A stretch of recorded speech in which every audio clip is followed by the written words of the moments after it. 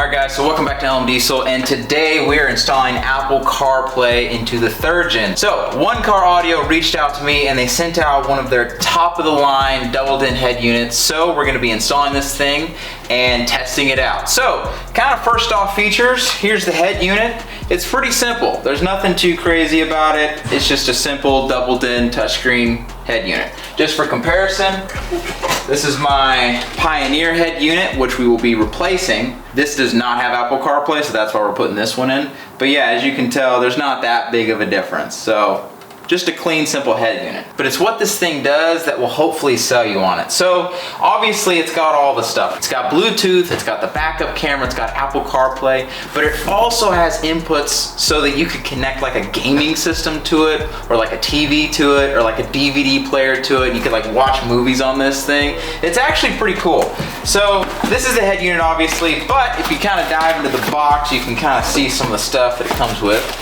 Obviously we have the little brochure and everything that you need to get it installed, and then all of the wires. So I'm not going to be super exhaustive with this, but I'll at least kind of show it to you. So this is the wiring connection so that you can connect, you know, all your video related items. It does have an included microphone.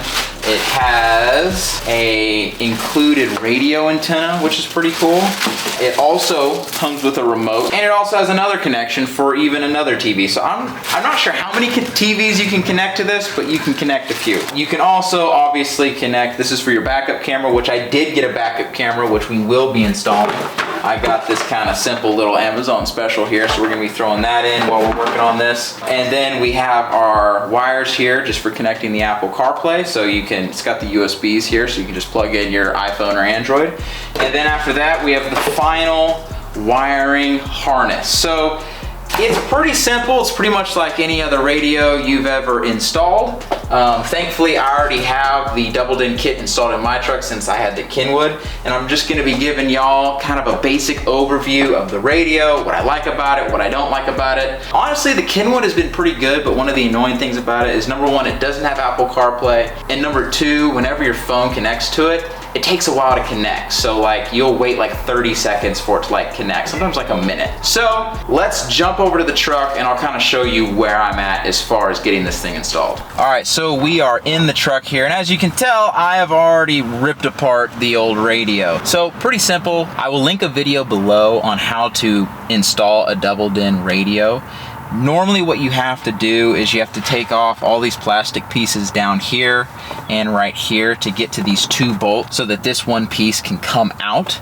But if your car already has a double-din in it, likely they didn't put these back in, and this will actually just pop out pretty easily and you don't have to take any of this stuff off. But regardless, check the video down below that I'll link, and that'll explain how to do this. But this is kind of what we're working with. This is what we're gonna be wiring it all to, and we're gonna see how it does and how it looks. So I'm not gonna exhaust you with how to install this. I'm just gonna snap my fingers and it's all gonna be done and installed, and probably the next day. So all right, so it's the next day. I ended up having a couple buddies come over and they distracted me, so I didn't get the radio installed. So we're here on the next day and we're getting it installed. Let me show you where I'm at. All right, so we got the radio semi-connected. Still have to clean some of this stuff up, but we just fired it up. So now I'm going to try to get my phone connected, make sure everything works, and then we're going to clean it all back up. All right, so this is kind of where we're at. Honestly, for like an aftermarket wiring job, I don't feel like this looks too bad. So this is basically our full wire harness for the radio, for the speakers, power, all that stuff. This is the connection for if you were going to do aftermarket like amplifiers and stuff like that. So I do have a sub, so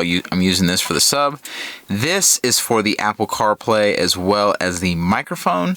And then of course we have this, which is the antenna. So all of this will plug into the back of our radio. You'll see all those connections right there, and then you'll notice this little wire loom on the back. That's to the antenna. I don't actually think I'm gonna need this, to be honest with you, because it just automatically connects to the phone. I think it just uses the phone for GPS. Sorry, this is GPS. This wire loom back here is GPS. I don't think I'm gonna need this necessarily because it just connects to the phone automatically, and I think it can just use the phone as GPS, but I figured I would just connect it. There was room for it, so there it is. So yeah, I have tested out out the radio, and I will be honest, I'm actually pretty impressed so far, but let me finish getting it installed and then we'll do a full look over of this thing. I also forgot to mention I have this little wire here that I got to hook up. This is for the backup camera, so I'm also going to be getting that wired up today as well. Alright, so it's just temporarily hooked up, but we do have the backup camera working. So it was just a cheap Amazon camera and it seems to be working. Alright, so we have the OneCarRadio head unit installed. This is their top of the line unit, and what do we think so far? Honestly, this is my first time with Apple CarPlay in my truck, so I really like it. But as I've researched this radio as well as other radios, I've learned that for the price at about $270, this thing's totally feature packed. I can't think of anything that this radio doesn't do. We'll just start going down the list. Just looking at it initially, obviously you have mic, you have USB, you have USB-C and regular USB, both fast charging, which is awesome. You also have these USBs down here to connect for Apple CarPlay or Android Auto if you want to like connect them wired, if you want to do a wired connection. You have a beautiful 7-inch screen. The screen looks honestly pretty good, definitely a lot better than my old Kenwood. And you even have like Siri in it too that connects with the phone, so that's awesome. So yeah, just traditional Apple CarPlay, that looks awesome, but then you can hop back in to the menu, and the menu's awesome. You can do different wallpapers if you want. You can even do live wallpapers. I have these like little bubbles floating around right now. This thing does so much. So just to kind of go down the line. So it is a regular touchscreen and it feels a lot more like a phone touchscreen, to be honest with you. You don't have to like really push hard, which is really nice. You can connect up to 2 cameras. I have the backup camera connected, but you can also connect a front camera if you want. I'll show you the backup camera right now. Click it into reverse and then boom, backup camera. So that's nice. It's got GPS in it if you don't want to use the Apple CarPlay, which is cool. You can connect up to 2 TVs to this thing. So if there was TVs in the headrests in the back of the truck, I can connect 2 TVs to this. You could connect a DVD player to it or whatever. You can also do screen mirroring. So like I can mirror my screen on my phone onto this. I can connect Netflix to this, YouTube to this. You can connect so many things. Not to mention you can do multiple amplifiers. You could do an amplifier for the front speakers, rear speakers, and sub. You can connect it all to this thing. It works really well. It also has a pretty solid DSP, so you can sit there and fine-tune your sound. I'll actually show that to you now. But I have it on the classic setting right now, and it seems to sound pretty good. Yeah, that's the other thing. So this thing actually sounds pretty good. Like, I'm actually a hair bit surprised because I think it sounds better than the Kenwood, and I didn't really expect that. Like, the audio seems crisper, a little bit clearer. That is one thing that surprised me, and I've definitely been enjoying it. So yeah, that's just kind of like a basic overview of the OneCarRadio 7-inch double-din head unit, and I would recommend it. It's a pretty solid unit. It wasn't too difficult to install. Everything was very well laid out, very well labeled. I haven't had any issues with it so far, and honestly, I would recommend it. But you know, go ahead, do your shopping, see what you think. I will have a link to this down below so you can go ahead and check it out, and we're just going to continue on with the rest of the video.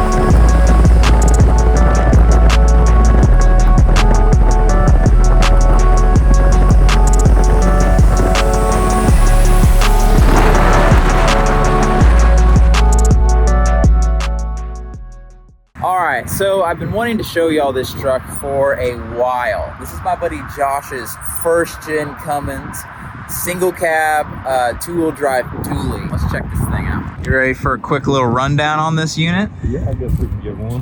What I know, there's 5x18 injectors, S366, a little bit of pump work and fast on it. Other than that, brand new tranny clutch. Drivetrain still feels pretty tight, other than the typical front end Dodge slop. Other than that, just trying to clean it up a little bit. What all have you done to it since getting it? I've done a little bit of headlights on there, some new fenders, taillights, all the tint's been redone. Other than just kind of cosmetically, it runs too good to even modify it. It's kind of bought, not built. Just kind of trying to bring it classic glory. What's the wheel and tire setup on it? It's going to be a 33 1250 on a 20 Cali off-road wheels, tires. They're just good trip 587 MT. They ride like a box of rocks, like any old 12 valve. Like a box of rocks. You did some stuff with the interior too, right? Just sound system? Yeah, we put a full sound system in it just because the old one's pretty whack. There we go. There's 3/8 back there behind the seat. Heck yeah. Old. Old. On the door. It's old. Old school. First gen things, man. This is awesome. Love the shifter. And then of course all the gauges too are pretty sick. So, and it smells like an old truck. I know it sounds silly to say, but like I just love the smell of old trucks. How many miles are on it? The odometer stopped at 250, but the previous owner that I talked to, he said he wouldn't be surprised that the truck's taking about 360. Okay. How dark did you go on the tint with it? That is 5% on the sides, 50 on the shield, and then we did a brow as well. I like it dark because you don't need to see inside the cab. You don't need to see. Can we get a start up on it?